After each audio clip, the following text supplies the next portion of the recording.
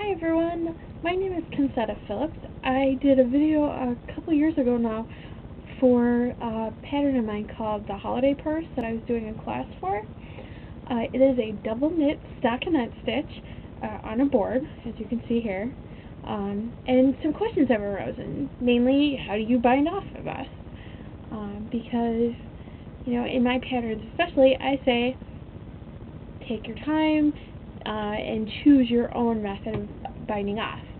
Now, there is a great video for one of the techniques at theknittingboard.com which uses a crochet hook, but I kind of have a different way of doing it, so I thought I'd shoot a quick video and put it up on YouTube.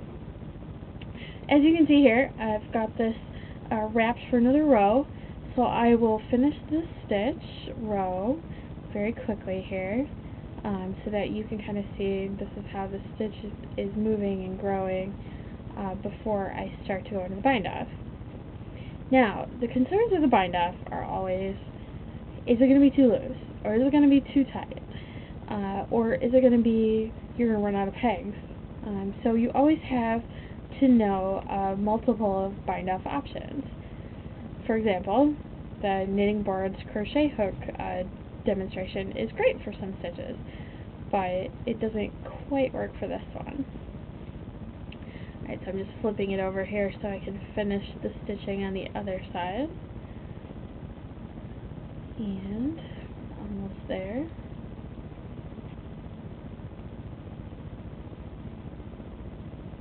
Sorry about the delay here. I thought it would take me a little less time. But you can at least see this stitch is very cool. It's very stretchy. It makes this cool kind of diamond pattern as it's going down the board. I've always liked it. I believe I found it originally actually at theknittingboard.com and kind of took to it as being my stitch of choice. I use it for scarves, purses, all sorts of stuff.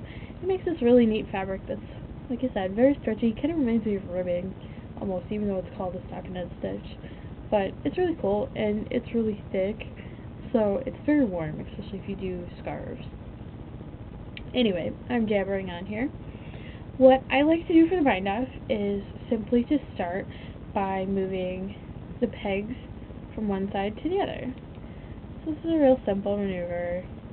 Just literally taking one off the peg and going over to the other side. So you then have two loops on one side, which works rather well.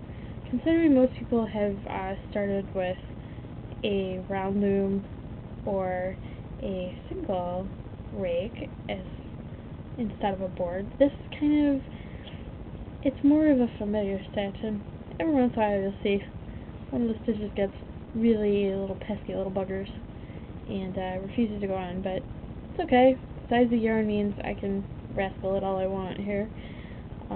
Typically I do these scarves with a thick yarn or a chunky yarn, and then I also do them sometimes with two strands of yarn spun together at one time. It's really easy to spin them. I literally just take my hands and twist them together. It's not anything fancy. I don't have a spindle or anything like that that I need to use for it. I do actually own a spindle, but I've never actually thought about using that for this. It's kind of funny actually. But you can see we're getting there. And the very last stitch right there. And you'll notice like the stitches at the end you'll see are much looser. That's because that's where your turning peg is. Most of the time I do not do the skip the turning peg routine just because I don't like to do it. It's totally your choice and definitely an option. But all you do now is you just take the stitch on the bottom and put it over the stitch at the top. Just, you know, normal knitting, no problem. Most people got this down.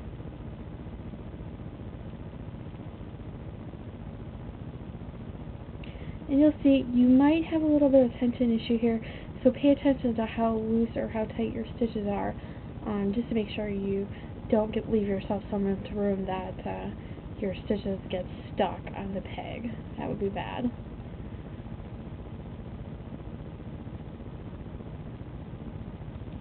You can see here, I'm almost at the end. Alright, there we go. So now as you can see, we're left with one side, with one stitch on each side. And basically at this point I just like to do the standard bind off. So what I typically do is I will take the yarn and I will take the last stitch off the peg. I'll move it to the next peg. So you see there, that one's got 2 now. And I will wrap it over. However, the only thing I like to do different sometimes than most people is I like to then put another stitch on that row just to give you some more tension, because if you continue to do that all the way down the row, your row is going to get tighter and tighter and tighter until you have nothing left. So adding the extra stitch in just gives you a little more room to grow, essentially.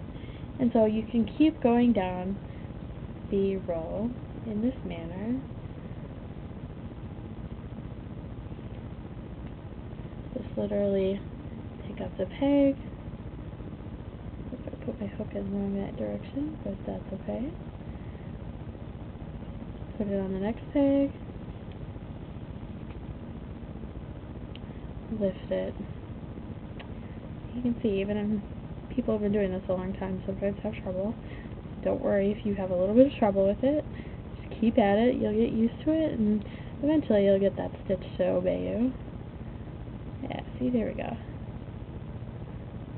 Pull that stitch over, push it down, add the next stitch with your yarn,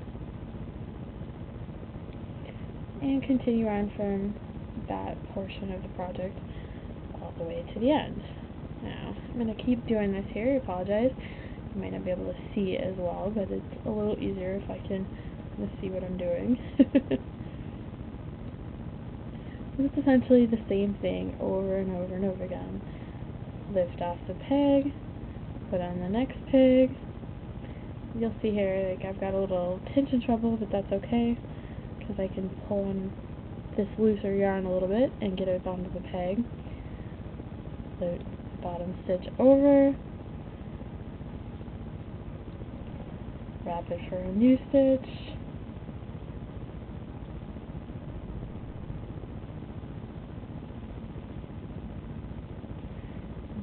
Keep going here, because I do want to show you what it looks like at the end, so you can kind of make your own informed decision about which bind off you like.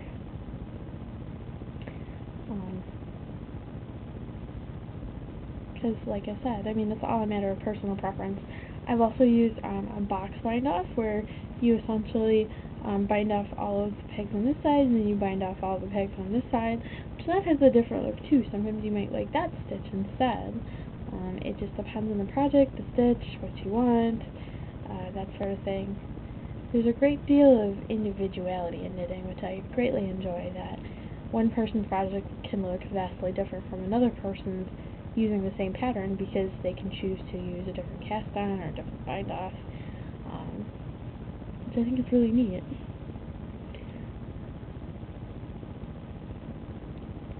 Now, grab this one here.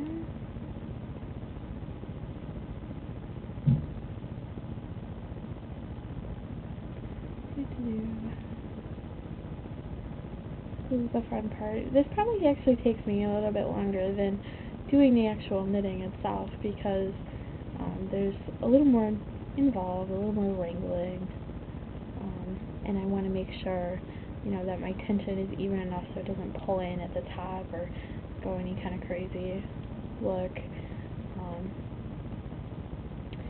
So, I mean, it does take a little while, and it does take a little while to master all the different techniques. So don't be afraid to try it again, swatch with a different cast on and bind off, because you never know what the results may be. And there's a lot of fun in figuring things out with these things, because it does offer you the opportunity to try something new at all times. Okay, we are at our last stitch here, so I'm just going to wrap this over, and I'll be able to pull this off with my hook. Okay, you can see here, because this was meant for a purse, it went for an ideal kind of flap. So when you look at the bottom here, you can definitely see a difference between the bindoff. You can tell this is a lot fatter and this is a lot less fat. I'll do some other videos, at least I'll try, with some other bindoff techniques so you can kind of see the difference. But this is bindoff number 1, just a double to single knit and knit all the way down the pegs. Thanks.